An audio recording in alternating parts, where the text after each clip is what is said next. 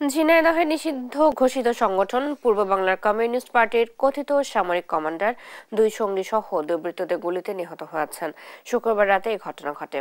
খবর পেয়ে পুলিশ রাত 12:30টার দিকে ঝিনাইদহের শৈলকুপা উপজেলার ত্রিবেণী ইউনিয়নের রামচন্দ্রপুর শ্মশান ঘাট এলাকার একটি ক্যানেলের পাশ থেকে তাদের মরদেহ উদ্ধার করে। তিনজনের মাথায় গুলির চিহ্ন রয়েছে। নিহতদের মধ্যে দুইজনের পরিচয় মিলেছে। এরা হলেন হরিণাকুণ্ড উপজেলার আহাদনগর গ্রামের হানেফ আলী ও তার শ্যালক শ্রীরামপুর গ্রামের লিটন।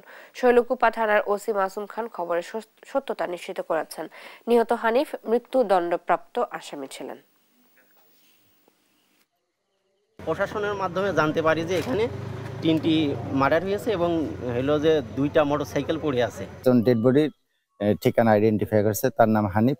আমরা তদন্ত সাপেক্ষে আমরা আইনগত ব্যবস্থা নিব। কারা মারলো বা কেন মারলো এই সংক্রান্তে আমাদের এখনো কোনো তথ্য নেই, আমরা বিষয়টা তদন্তাধীন।